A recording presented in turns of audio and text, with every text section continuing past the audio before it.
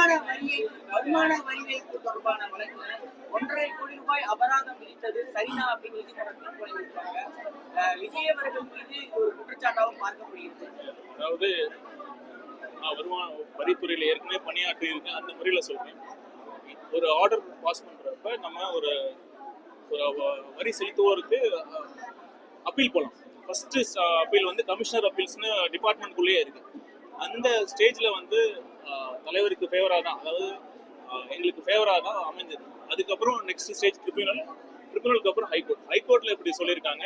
First ஹைகோர்ட்லயே முதல்ல விசாரித்த நீதிபதி அவர்கள் இந்த வரி ஏய்ப்பு சம்பந்தமா விதிக்கப்பட்ட அபராதத்திற்கு ஸ்டே கொடுத்துருக்காங்க. ஏன்னா என்ன இஷ்யூனா, அந்த அபராதம் காலம் தாழ்த்தி கிட்டத்தட்ட 3 வருடங்களுக்கு பிறகு அந்த ஆர்டர் போட்டிருக்காங்க. அதன் காரணமாக அந்த அப்பீல் நாங்கள் போட்டிருக்கோம். அப்ப விசாரித்த தனி நீதிபதி அவர்கள் இந்த பெனால்டி ஆர்டருக்கு ஸ்டே கொடுத்திருந்தாங்க. இப்பொழுது இந்த ஆர்டர் வந்திருக்கு. கண்டிப்பாக எங்கள் சட்ட வல்லுநர்களை கலந்து ஆலோசித்து அடுத்து என்ன சட்டத்திற்கு படி ஆடிட்டர்கள் அறிவுறுத்தல் படி இதற்கு மேற்கொண்டு என்ன பண்ணணுமோ அதை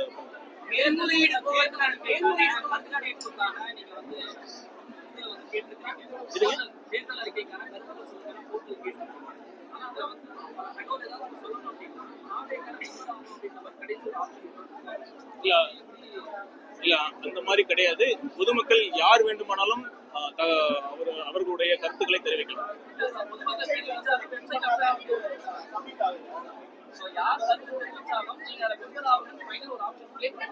ஆப்ஷன் தானே கேட்டிருக்காங்க.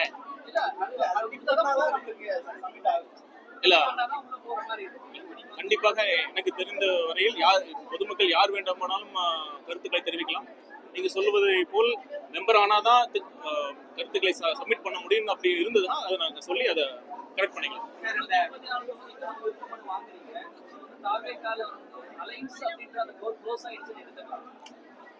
தாவேகா கூட்டணி செல்லுமா, எந்த கட்சியுடன் கூட்டணி என்பதுதான் தமிழ்நாட்டில் மட்டும் இல்ல, இந்திய அளவில் எல்லாரும் எதிர்பார்த்து யோசிச்சுட்டு இருக்காங்க. கண்டிப்பா இதை பற்றி தலைவர் அவர்கள் இறுதி முடிவு எடுப்பார். அவர்கள் சரியான முடிவு எடுப்பார். ஒண்ணு சொல்லிக்கிறேன், கடைசியா தலைவர் பேசின மாதிரி நட்பு சக்திகள் வந்தாலும் வராவிட்டாலும் தாவேகா தனித்து நின்று போட்டியிட்டு அனைத்து தொகுதிகளிலும் போட்டியிட்டு பெரும்பான்மையான இடங்களில் வெற்றி பெற்று தனித்து ஆட்சி அமைக்கக்கூடிய வல்லமையை இன்று பெற்றிருக்கு. வருமான வரியை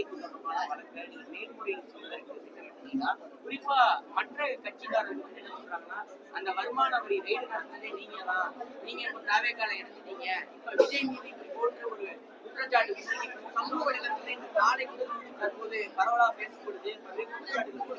இது எந்த அளவுக்கு பாதகமா இருக்கும், எந்த அளவுக்கு சாதகமா இருக்கும்?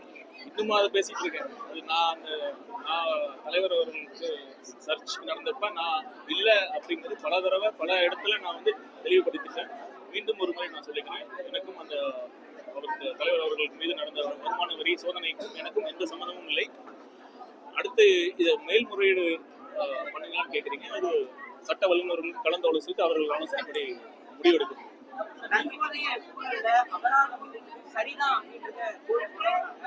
மற்ற கட்சிக்காரர்கள் சமூகத்தில் தொடர்ச்சியா குற்றச்சாட்டா பண்ணிருக்காங்க. இது எப்படி இப்ப விஷயம் வந்து எதிர்கட்சிகள் இது ஒரு பேசுபொருளா எடுத்து போறாங்க. இது வந்து கண்டிப்பாக எதிர்கட்சிகள் அப்படிதான் பேசுவாங்க. இனி ஒரு வரி செலுத்துவோர் யாராக இருந்தாலும் அவருக்கு சட்டத்தின்படி இருக்கிற அதிகாரம், அந்த ரைட்ஸின் படி தான் இது நடக்குது. நீங்க என்ன தொகுதிக்கு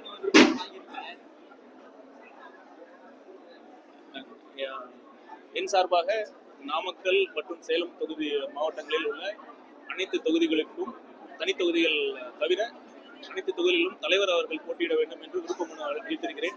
அதை தவிர திருச்செங்கோடு தொகுதிக்கு நான் விருப்ப மனு செலுத்தவிருக்கிறேன். களம் ரொம்ப சாதகமா இருக்கு.